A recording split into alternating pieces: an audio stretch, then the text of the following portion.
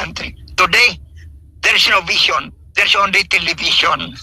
There's absolutely no parallelism. The Rita, bagong Pilipinas is so different from the father's bagong lipunan. of course, so different. So let's look now into the walking that will have to be undertaken. Now that President Junior has announced that this is not just for the civil servants. The people in my town who are close to me are calling me, how is the bagong Filipino? Trickles down. Corruption begins from the very top, actually. Lahat naman yan sila corrupt eh. When your words do not match action, you're out before the end of your term because Exactly. You know, get rid of the bad laws and codify the good ones. Exactly. Codify. That's important. You were mentioning about barrel. We don't need pork barrel, but Rita, with the current system, we need barrels to put most of the members of Congress and dump them into the Mindanao Deep. Oh my goodness. So that's a DILG. Marami pang kailangan ayusin dyan, really. Now let's go to the Department of National Defense. Oh my goodness. I told you already how anything that does not agree with his mindset, he finds it as a security threat. It's a security threat. Everything else is a security threat. My goodness. The CPP-NP. America is just going to use you because that's exactly what it did with Ukraine. And the parallelism is really quite obvious, you know. They used Ukraine, America used Ukraine to fight Russia and thinking that the NATO would be joining likewise to join Ukraine to fight Russia. But of course, NATO kept quiet and stayed away from what was happening there. So they left there. That's exactly what they're trying to do here. The Philippines is being, the platform, the battleground to have America use the 10 bases here, 9 bases to fight China should China get irritated by all of this. So. Correct. So there is a talking president, but there is no walking cabinet that does the walking for the president. That's talking. See? In Malacanang today, this is what's happening. You cannot go direct to the president. You cannot go direct to the executive secretary. If you want to talk to the president, you have to talk to the secretary of someone who is up on time.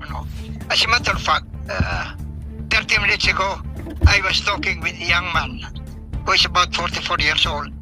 He believes in this administration, believes in the president, but he doesn't believe on the people in his cabinet. According to him, the problem with the president is he does not use a firm hand in hitting the head of these members of the cabinet because he said many of the members of the cabinet are engaged in graft and corruption. Oh my goodness. Many, as he said. He said just one. He said many. I hope he changes. He said, there are strategic positions in the cabinet that should change. He mentioned this to me and said, what? Like what? He said, well, I can mention a few. He said, what about the Secretary of Justice? What's he doing? What's he doing? Here's the filing indications against Duterte and the other gangs who are with him, and there is overwhelming evidence. What's he doing? This guy, his son, was charged with having brought to the airport illegal drugs worth 6 trillion. The case was filed and it was dismissed. So he's a tainted Secretary of Justice, and now he couldn't even help the ILG in arresting Kibuloy. Why is that? That the guy should be changed. Abalo should also be changed. By God, instead of him doing things, it's the president who is doing it for him. He might as well be the president and the president be the ILG. Then what else are you saying? Well, there is something wrong with the DND. Now we're not only pumped with water cannons. Our fishermen, our Coast Guard, our Navy, and not only that, the Chinese confiscated the food that are designed for the Marines in the Sierra Madre. What are we doing? Protest, by God. And I said, I agree with you because Section 3 of Article 2 of the Constitution states civilian authority is at all times supreme over the military. The armed forces of the Philippines is the protector of the people and the state. to secure the sovereignty of the state and the integrity of the national territory. Look at that provision. What are they doing? So, Mr. Mr. Gilberto Gibo, what's he doing? He should be changed. And the other one said, you know, should also be changed. Who? The Secretary of Foreign Affairs. Imagine protest. He should do battle in the United Nations if he knows its onions. 182 protests and the Chinese did nothing. They're laughing at us. And they're saying that we are cowards. You know the Chinese media? According to Randy David, they're saying that we're all cowards. Imagine that. My God, it's an insult to the country. It's an insult to our people. And he said, you know, I'm wholeheartedly for the president. I'm also disappointed. Why doesn't he change these people? Because when he reaches midstream, if at all he does, it will be too late to change. You know, I'm reminded, Rita, of the Shah of Iran. The Shah of Iran had a very popular vice president, very popular among the people. When he was so beleaguered, he asked his vice president to replace him. The vice president said, no, it's too late in the day. It's too late in the day. So the president should take this into consideration. I agree with this young man. I agree with this young man. Me, I also would like to help him. I mean, the president, whatever they say, I'm always a critic of president. Even during the time of President Marcos, I was a critic and way down the line. No? I am the permanent opposition, according to one writer in the Manila Times before. I said, no, I'm in the opposition when the government does nothing. But during the time, Marcos, I was in the opposition, but I implemented everything that was good for the country. Rural roads program, yes. Barangay water program, yes. Irrigation, yes. Construction of bridges, yes. I implemented them more than any of the governors of the KBL in the country. I'm not an opposition. That's why we should remember. The president should remember what President Kennedy said. In politics, there are no permanent friends or permanent enemies. There are only permanent interests. Exactly. That permanent interest is God, country, and people. These are the permanent interests. So they should forget about friends or enemies. You know, somebody said, I think a wise man said, keep close to your friends, but even closer to your enemies. Exactly. You know, Yeah, you should be embracing them every day, as they say, so you will Yes. know weapons he hides behind his back. you know, the main complaint of this colonel and several people who are really pro-FM, including this young man, is the president is not using his power. Somebody else is. Okay, so that's where we need the walking. Yes, There's a lot of talking. there's a lot of talking. Yeah, you mentioned several members, not members, several cabinet offices.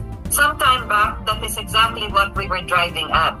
That the cabinet should be functioning already as the executive arm of the president Yeah, himself. correct. So that all his pronouncements, especially since he practically has cabinet meetings almost every week. He has meetings of the NEDA, he has meetings of so many councils and so many other institutions that belong to these executive departments. But there is no walking of the talking that's being done. So here I just want to, as they say, himayin natin isa-isa. Let us Okay. go through these departments that you mentioned, although there are several others that we come across this much later. Justice Department, oh my goodness, how many times in the past we've already been working on how to expedite the resolution of so many cases and all of the other cases that are pending with the police department, etc. And so many cases that ought to be filed. So all of this is there waiting to be acted upon. So that's the Department of Justice. As you said, well, it doesn't augur well that his son was set free, in spite of the fact that the son was caught with illegal drugs. So again, that is something that our junior president should look into. But before we go into those details, many of the major changes to the Justice Department need constitutional changes. Actually, we have to spell it out in a new constitution. Let's go to the DILG. local government. Oh my goodness. We are going to have elections in 2025 and we have 1,543 municipal mayors and cities, plus their councils, their vice president and their councils. Then we have something like 81 governors also that will be elected or re-elected. These are all under the local government. What exactly is the walking that the talking is being, ignored as far as the local government code itself already needs amendment. That was written when the time of Senator Pimentel. Yes. 1990. Oh my goodness. A lot of changes have already occurred since then. Why is the DILG not working on this and present this? The president just announced 2 days ago. I hope that Congress will pass laws that are pro-people. So that is pro-people, DILG. That's the amendment of the local government code. No. Where is this going? Is there a walking from all the talking? Well, Rita, DILG, it's in control of the police. 839 officers and men in the police department were charged with drug involvement. We haven't heard anything about this. 839. And I understand 39 got suspended. What about the 800?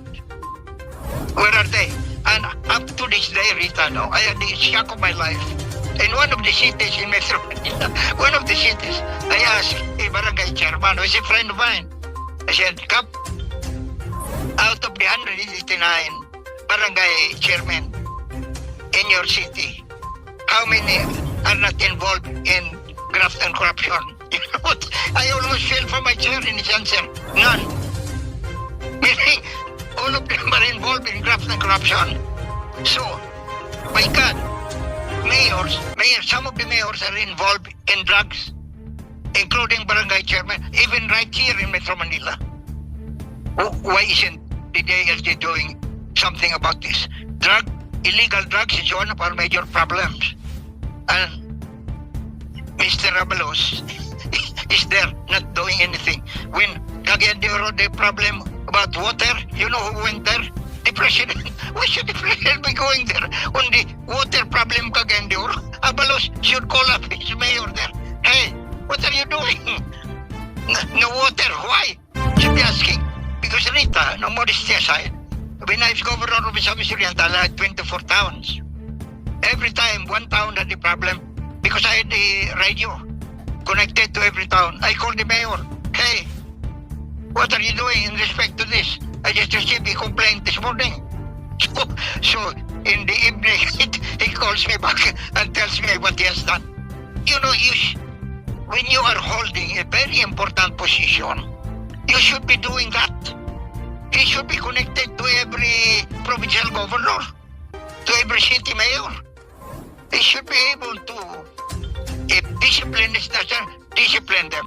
If necessary to file complaint, he asks the Secretary of Justice, hey, let's coordinate, file cases against these guys.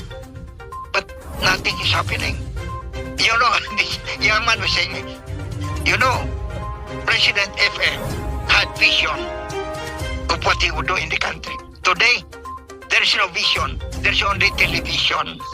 Meaning walking. No walking, but just talking. No vision, but only television.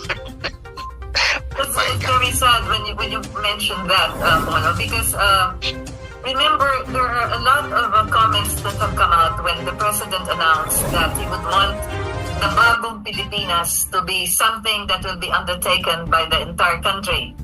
The Bagong Pilipinas was launched sometime back. It was a big launching that they had at the Luneta Grandstand. But at the time, if you go over his words, the talking that he said there, this refers to government service, that it would be more efficient, that it would be more responsive to the needs of the people, that they would be more disciplined, and they would actually be doing the sacrifice of public service. But for the Independence Day, he enjoined the entire country with this Bagong Pilipinas slogan that was presented. I don't really see the parallelism, although a lot of people are commenting. Is this something like the Bagong Lipunan of his father? No, but the New Society came in tandem with martial law. So that the new society was to discipline, actually, the entire nation. It began with little things like you have to cross on the pedestrian lane or you get arrested. I got arrested. I remember in Escolta, the Philippine National Bank was there, and I was crossing to the other side just, haphazardly. I got arrested and they brought me to a Tamaral, and there seated were several other executives dressed in their, in suits and barong Tagalog, and they looked like they were coming from the offices, and they also got arrested. So you see, these are the little gestures of discipline that all began that way. That was the Bagong Lipunan. There was really some strict measures, even the checkpoints when you enter a building, etc., and several other items. And that was when it was necessary for us, not even to scatter our garbage on the sidewalk, etc., and all. So little things, but little things mean a lot, as they say. Correct. When I was looking at the parallelism, no, there is absolutely no parallelism. The Bagong Pilipinas is so different from the father's Bagong Lipunan. Oh, of course, so different. So let's look now into the walking that will have to be undertaken. Now that President Jr. has announced that this is not just for the civil servants, this is for all of us. In fact, an anthem also goes with it, that we have to sing it likewise when we salute the flag, so a lot of debate going on there. But that is one way by which the talking that was presented to us will need a lot of walking from all of us. Rita, I have two comments on this, on Bagong Filipino. In my town, nobody knows where it is. It's in northern Mindanao. During the old days, they said, Bagong. You know what's Bagong? In the old days, it's like a kamote, but it's so wild. It stinks, it smells, but it tastes good. But the people in my town who are close to me are calling me, how is the Bagong Filipino? They smell the Filipino, Bagong. And then Rita, this afternoon, I talked with a young woman who was following up things in the Quezon City Hall. And he said there in big letters, no corrupt. No corrupt. And then the person tells her, Ma'am, this will take 6 months in the normal process. If you want it earlier, some things got to give. No corrupt in big letters. And then it can be shortened if something is given. Imagine that. Those are the drawers, they call it. Yeah. The drawers in the offices. So. That has actually been part of the purgation that should have been done, or that is being done, or that is being talked about every time a new administration comes in. As though it's the rank and file that you will have to discipline as far as corruption is concerned. It just trickles down. Corruption begins from the very top, actually. That is why the president himself had to say, make your laws pro-people. So something is happening even in the legislative department where you do not have the laws that are responsive to the people. That is why you have the president talking about it that way. Now, we're not done with the DILG as yet, but something will really have to be undertaken by that department when it comes to the administration, as you said, of the police force. Time and time again, there has been that argument, Bono. Well, should the police be still under the National Police Commission, NAPOLCOM, or under the central office, or the mayor has complete supervision and control over the police force, which was removed from them at some time back because they were being used as the private army of the politicians. So that still has to be resolved, and the DILG should once and for all have a very clear demarcation line regarding the policemen. Ang sabi nga, well, I will not quote the police general who said this. He was just recently appointed as the new general of, well, whatever. What he said was, sigurado, lahat naman yan sila corrupt eh. Can you imagine a general statement from a general saying, lahat naman talaga corrupt. Mahalaga lang, importante lang, na yung mga corrupt na sinusupervise mo, hindi ka kakagatin.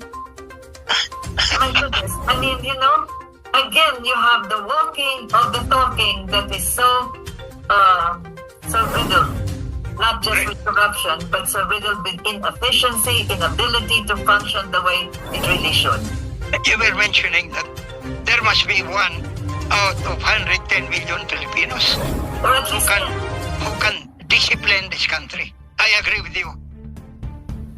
If they would like to look for one who can help them discipline the country, I know someone, but I can't mention his name here, no, because he's been a friend of mine for so long.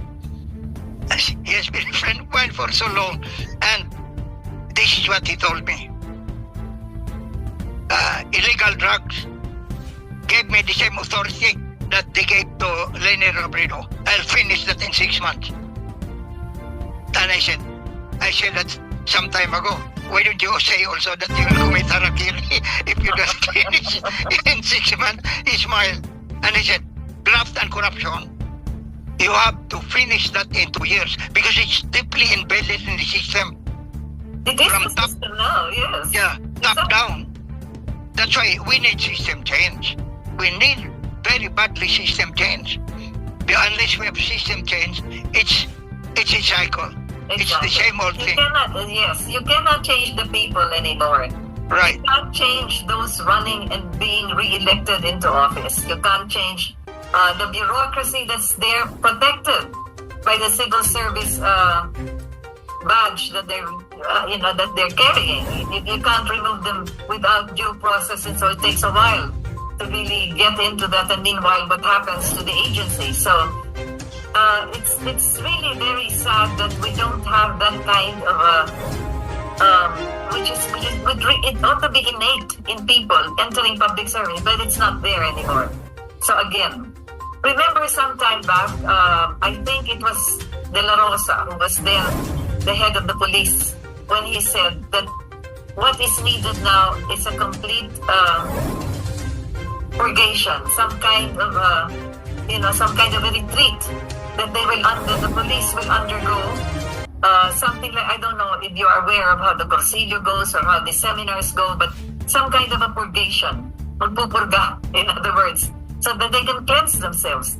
But that can't be done anymore. That was just a talking, but there ain't no walking after that. That's within the system, Rita. Yes. As I told you the last time we were talking here, I'm trying to finish a book which is entitled New Horizon. A manual to build the country. It's a thin one. It's a thin book. I'm about to finish it. And anyone who is interested in system change, they can find it there. They can find it there. How to rule out graft and corruption, yes. How to change the name of the country, yes. How to unite the country with the use of language, yes. It's all there. I will invite you for the launching. I invite some of your friends, but see to it that they buy a copy of the book because I work hard on it. This is my 20th book, by the way. Very good, yes. Keep on writing. We need the words because the words are actually which would liberate us, as I said. We should begin with good words and end with good words. But let's get back to the talking now. DILG, a lot of changes will have to be done. The local government code would have to be looked into really seriously. Now you mentioned something about system change. No. System change, we can have that if we write a new constitution. You don't amend, you don't revise, you don't rescind, you don't do anything. You write a new one. Really. And the New Horizon, Rita, there's a bird's eye view. In connection with system change, how am I going to change the landscape? Instead of unitary government, federal. Instead of presidential, parliamentary. Instead of towns and provinces, only cities. Cities in 13 states or regions. Because the 13th state was well studied during the time of him. I know the other ones now, they are only gerrymandering. That's a part of gerrymandering. Let's go back to the 13 states. And then we have a parliamentary system that's a unicameral parliament with only 39 members. Why are we paying more than 380 people? Most of them know nothing about the constitution or lawmaking. We pay 39 people And if the 39 people don't work, they can be changed by a vote of no confidence. You see? And there will be a lot of discipline. Kasi parliamentary system is a vision or principle-oriented government. A presidential system and unitary system is a personality-oriented government. We don't care whether there's a program. It's good for everybody if they can listen to words which are never implemented anyway. But in a parliamentary system, when your words do not match action, you're out before the end of your term, because certainly there will be a vote of no confidence and you're out. Exactly. You know, you were mentioning that we actually talked about this way back in 1969 and 70. A long time ago. That was already the very fundamentals that we wanted. That's correct. When we had the first call Right. for a convention to amend the Constitution, the 1970 convention, Diosdado Macapagal was even headed that national. No, the original was Garcia. He was replaced by Macapagal. Yes. Then it was Macapagal later. But as you said, Bono, what is important now is the system change will have to be undertaken, and that simplifies everything. Correct. Or in the legislature, that's all you do.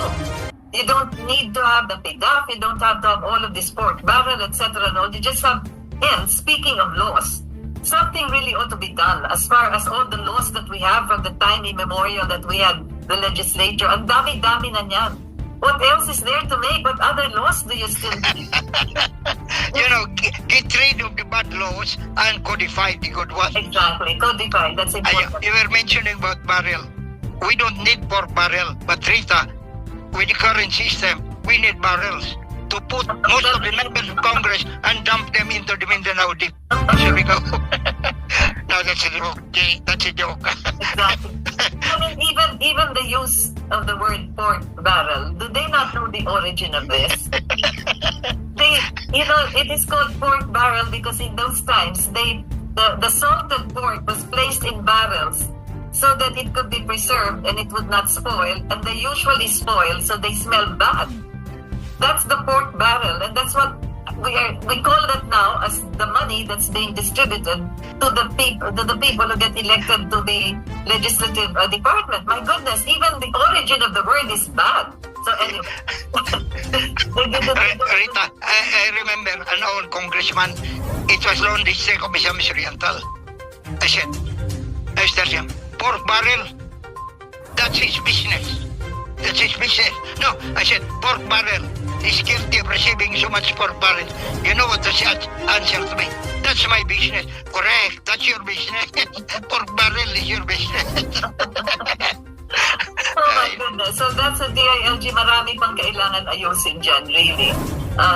In fact, I've been egging a number of mayors that I know. Why don't you get together, you League of Mayors, etc., and work on the code itself and find out how you could simplify it?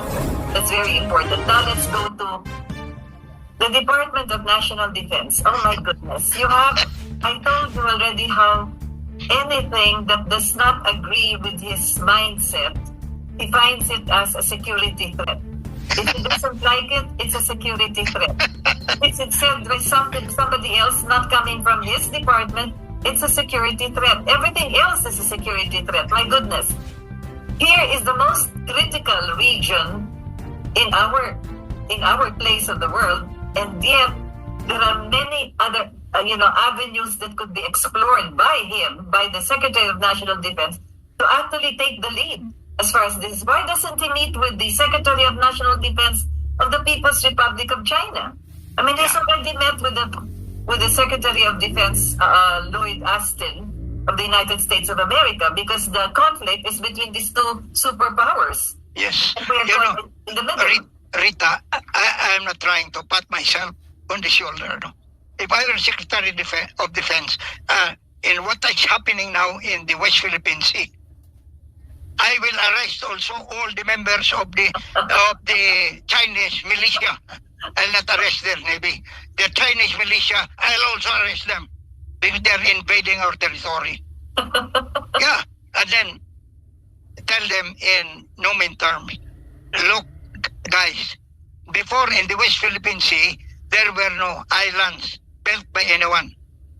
Now, you have built so many islands there and even put up military installations. We are giving you 3 months to remove those islands and military installation. Because if not, I will invoke the Mutual Defense Treaty to ask the United States to do something about it. I wish it could be done as easy as that, Bono, but we very well know that even the Mutual Defense Treaty needs revision already at this stage. Of because course. all the provisions there are antiquated. Rita, Like, you have a... by way of flashback, in the 89 coup, I was a strategic part of it. The chairman, Edgardo Benina, at one time, the coup was scheduled to be December 7 of 89. And Benina tells me, Pare, you have to go to the United States on December 4. What for? The Mutual Defense Treaty is about to expire. And America needs extension of the treaty.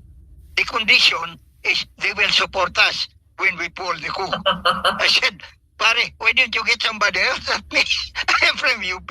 My God, they'll pounce on me. Said, Pare, one problem with time. Go to the States. You will sign the agreement with Chief of Staff, Chief of the Joint Command, and witnessed by Vice President Quayle. The chairman then of the Joint Command was Colin Powell. Okay, I'll fly.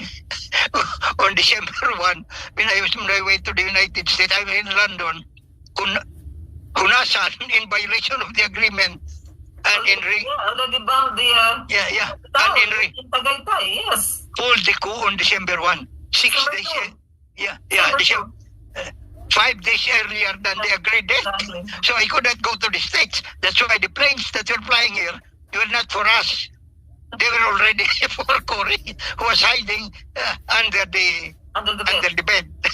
Well, it's a big scandal then at the time. We got Louis Beltran, who was hiding. And Rita, I'm asking this question. The Communist Party has been here since 1933. The CPP-NP and the MNLF were organized in 1969. Okay, let's forget about the Communist Party. Nishwari and Sison. These guys... They were good friends in UP. Yeah, they all came from UP. Yes. This guy lectured in UP. Yes. And they could not even pull a successful revolution in more than 50 years. Something's wrong somewhere. Something's wrong somewhere. Because if they read enough and they use their brains and they had enough balls in their brains, it doesn't take 50 years. That's long, 50 years, yes, indeed. As a matter of fact, there were expectations that in 1986 would have been also a perfect time for them to have taken over. Because at the time, the country was divided and there was no third force that was coming in. And they were pretty strong. They say they were about 50,000 strong. But anyway, let's go back to the talking that we are surrounded with now, the words that actually drown us in many ways. So, the South China Sea, my goodness, as we said, the Department of National Defense is acting like the Department of Foreign Affairs. So you can see how these two are in tandem. You also have the Department of Foreign Affairs that is practically listening to everything that's being said as far as the South China Sea, including what has been said 10, 20, 30 years ago, and putting it all together as though that's the present situation. My goodness, again, as we've said, why don't they conduct the dialogue on their level with the other parties that are involved in this particular conflict? Because even ASEAN, Bono, has been quiet about this and it's frowning at us, as a matter of fact, So here we have a lot of talking that is being done, but not enough of the walking. We haven't even convened the ministers of the ASEAN to discuss. Are you with us as far as this is concerned? Are you afraid that we are going to be used? That's exactly what this speaker from the Strategic Studies, Ritter, has just recently said. You think America's going to come to your defense? You're crazy. You have to fight by yourself. America is just going to use you because that's exactly what it did with Ukraine. And the parallelism is really quite obvious, They used Ukraine, America used Ukraine to fight Russia, and thinking that the NATO would be joining likewise to join Ukraine to fight Russia. But of course, NATO kept quiet and stayed away from what was happening there. So they left there. That's exactly what they're trying to do here. The Philippines is being, the platform, the battleground to have America use the 10 bases here, 9 bases, to fight China should China get irritated by all of this. So, Rita, talking. Yeah, if I were Secretary of Foreign Affairs, no, I have a lot of things in mind. If I were the Secretary of Foreign Affairs, I'll go to the UN and deliver a speech every day telling them that if they cannot even enforce decisions of the Permanent Court of Arbitration, the body is useless. So I will do a Jawaharlal Nehru. Threaten them that we will organize here in the Far East a United Nations of non-aligned countries that can enforce whatever it wants to do on the international level. Because as of the moment, there is a crazy provision in the United Nations Charter. The Security Council is composed of 15, but there are 5 countries that can exercise a veto on what is going to be done by the Security Council. That's it. Yeah, and that's so, it. So that Security Council is useless. 14 votes for the implementation of the arbitral decision, China will veto. And there's nothing. So let's see whether they will respond. Because Nehru, if he did not die, would have succeeded in doing that. But then the Security Council, as it is, should also be abolished because it doesn't really, it doesn't serve the purpose. Precisely. The idea of the United Nations is precisely that, to stop the wars, to have peace. It doesn't work. No, it doesn't work. Exactly. It's maneuvered by whoever has that goes into other details. But it does not serve its purpose. As a matter of fact, on the 70th anniversary of the United Nations, there was a lot of clamor coming from 100 other countries that said, what is this United Nations for? If it's not able to maintain the peace of the world, because any time a country wants to invade another country, that's it. And then you have the alignment of those who are pro-democracy or pro-communism or pro-whatever. And that's the sad part of it. Ideologically, there should be no longer any division of the world. After 70 years since the last World War and after so many cultural and other revolutions, I think that should really stop. Because now you have the classic example of a communist country like China that is so progressive, that is so capitalist oriented. I mean, can you see that combination they have even in economics? My goodness. So, where are they going? You have BRICS now. 2 systems in one country. Exactly. China, and Mr. Deng Xiaoping. Yes, and progressive too. And moving to advance to be on equal terms with the rest of, not with the rest, but with the United States of America, who was considered to be the only world power. And then you now have BRICS, originally just BRICS. But 54 other countries joining in for de-dollarization. They want to have their own currency recognized all over the world. So, where is this? Yeah, going back to walking the talking. The president, I humbly propose, he talks with people who don't say yes to him all the time. Because most of the people, crooks, always say yes to the president. He should call some people who can talk to him independently and tell him what is wrong with the current system. And he should listen. If he doesn't, he listens, should listen to them. If he does not agree with the ideas, that's okay. But he should at least attempt to listen to the ideas of people whom this circle treats as not his friends. That's what he should do. If there is such a thing as a cordon sanitaire in the corridors of power, every administration, they say, has this. There are those elements within the corridors of power that would not want the president to do something which is against their interests. So even if the junior president may have the inclination to call on people, there is this network of sycophants, court jesters, clowns, and as you would say, people with very little between their ears, whose only interest is what is between their pockets. So that is what is preventing the junior president from even thinking of calling so that there could be a talking that could be done with other people outside. As you said, not to have a cabinet that just says yes. Bono, I don't think they even say yes. I think they just keep their mouth shut. That's correct. So there is a talking president, but there is no walking cabinet that does the walking for the president's talking. See? Rita, That is what we have. That is the way I see it. This young man means well. I would want to believe that, he is a kind person. Sabi nga, he is too kind, as a matter of fact, should be stronger than what appears to be. A very gentle kind of a bureaucrat, a statesman, who speaks so well. Well, his English can only stay in the teleprompter because his talking, is not doing any walking by the people who should do the walking. You know, Jesus also told me, I don't know whether I should mention it to you. You know why he will not be able to talk with people who really are independent-minded. But I want to put this out in the open. 1 week ago, somebody came to my office. I don't know why they come to me and tell me these things. Probably because I write a column or a blog in Facebook. You know what this guy told me? In Malacanang today, this is what's happening. You cannot go direct to the president. You cannot go direct to the executive secretary.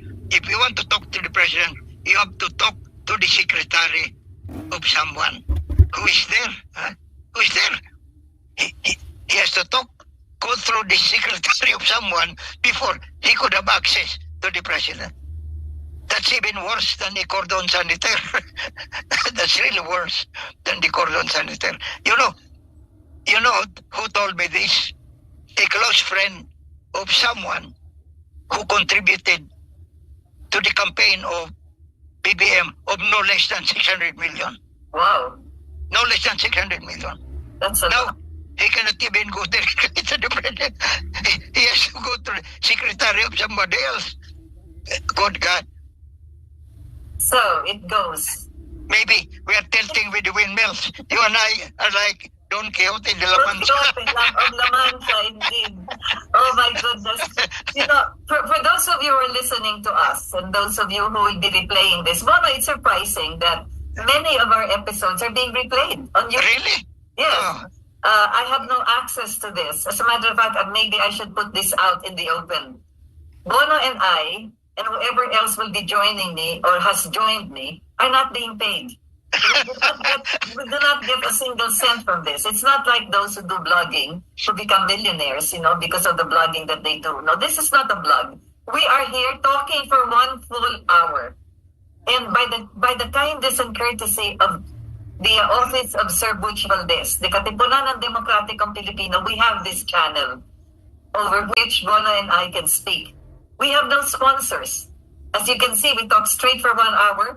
You don't get interrupted by, a soap, a laundry soap coming in, or a medicine and a vitamins for your knee joints, etc. So we don't have that. So again, just to make it clear, I, who hosts this Chronicles, is not getting any payment for this. Bono, who is my regular guest, is also not being paid for this. So just to make that very clear, because as a lot of people would be thinking that there are those who are, they're being paid to do this or to say this and so forth. But we believe in the legacy of Ferdinand Pedralin Marcos. We believe that his son may still do well. The fact that 2 years, there seems to be some little, in fact, that's the adjective used by my partner Bono, some little disappointment. But who will not have disappointments? Nobody's perfect. So 4 years still to go. And so we are here at that, it's not even the crossroad. We are here at that particular time, which is now, where the walking should already be done after the talking has already accumulated. Ang dami nang nasabi. Ang dami nang nasabi ni Junior Marcos. Ang dami niyang pinakawalan na kailangan gawin. Kaya sino na ang maglalakad para yan itupad? Sabi nga ni Bono, the problem is The cabinet just keeps on saying yes. No, Bona, they're not even opening their mouths. That's the whole problem. If they do, they also do a lot of talking, not the walking. So again, we've listed down just 4, but there are other departments, so we will probably discuss them at some other program. So you have the Justice Department, napakahalaga po niyan talaga. The Department of the Local Governments, now we're going to have elections. I've mentioned this so many times. Then we have the Department of National Defense. We are at the brink of we don't know what. In other words, there could just be the bombing of our country because of 9 American bases here. A fight between 2 countries, and it just so happened that one country has its stronghold here, and the rest of the other islands in the South China Sea. And then we have the Foreign Affairs Department, which we believe is not just there to coordinate with the Department of Migrant Workers as far as those who suffer a catastrophe, a fire, or those whose boats have sunk, etc., but should really put their foot down insofar as our sovereign rights and our sovereignty is concerned, with all those little rocks and shoals and reefs out there in the South China Sea. Wala ngang pwedeng patayuan ng kahit na ano doon unless you reclaim land and establish. You know, it has to be reinforced with land, and we haven't done that. We should have done it a long time ago. If they could be able to get soil from Zambales and Palawan to have added runway in one of those areas there, bakit hindi natin nagawa? No, but what happened is we just sold the soil, but we did not think of establishing it. And now we're crying out to high heavens, bakit wala tayong pwedeng tindiganan except this dilapidated, deteriorating, what's called it, the Sierra Madre. Sierra Madre. Yeah. What a beautiful name for such an ugly ship. Anyway, so there it goes. We have a lot of talking that we have accumulated over the past 2 years. And our president continues to do the talking, but he needs some people to do the walking. Because it's not the president who should really go down, sabi nga ni Bono, to distribute water, to inaugurate something there so that people can have electricity and so forth, to have all of this done. Even the distribution of land titles, oh my goodness, under the agrarian reform, which is how old, from 1977 to now, wala pa silang title sa kanilang lupa. Oh my, I mean, where is this coming from? And it seems like a big thing every time the president goes there, and ang daming pasasalamat. But is that effective? As far as food security is concerned, a lot of talking, but we need more walking. So that's where it goes. Bono, what do we do by ourselves to do the walking also to improve our lives? Well, we're trying to do our best, not just to write books or columns. We're trying to do our best to lay the foundations of this part of the world. You know, I don't agree with the number of people who keep on saying, you're talking nonsense. That's a lot of nightmare. That's a lot of dreams. I get back to them. Without dreamers, men will still be living in caves. Yes, without dreamers, men will still be living in caves. And the face of the world has been changed by dreamers. We continue to dream and work on these dreams.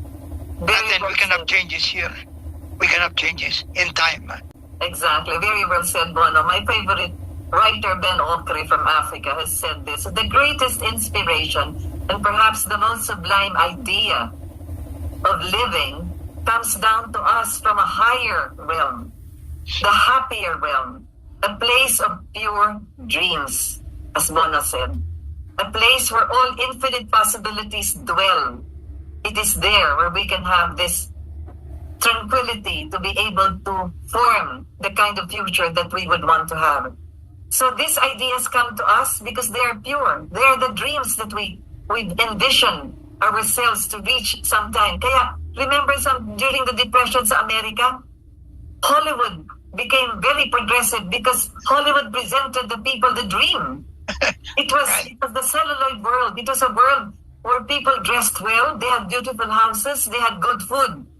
That's the world of dreams. And perhaps the talking that is now surrounding us should be the talking of that ideal, actually, so that it could come down to us as some kind of a universal kind of love in a manner that we speak of taking care of each other, taking care of ourselves, that's exactly where we should be going. So, we should keep on trying to raise our thoughts to a higher level and to the conditions of the possibilities that we can achieve. Beyond the corruption of many of our leaders, beyond the stagnant manner by which our government institutions are sometimes being run, beyond all of that, then we can still strive to begin once again to create a world which we actually dream of, but we can actually achieve. Sabi nga ni Bono, the new horizons is just out there. We may not have the vision as of now with the talking that we're hearing, but we have the vision to look at the horizon, and that is where our dreams lie. So with that, Bono, I'd like to thank you for having joined us again. It's a privilege, Rita, to join you all the time. And I look forward to it. Very good. Every time you call me. Very good. So we can have more of this actually. We have other departments to tackle, more of the talking that they have been doing and more of the walking that will have to be done. Thank you very much for all those who joined us. And as I said, thank you also for those who are actually reproducing and showing once again on YouTube many of our past episodes, especially where Bono is our guest.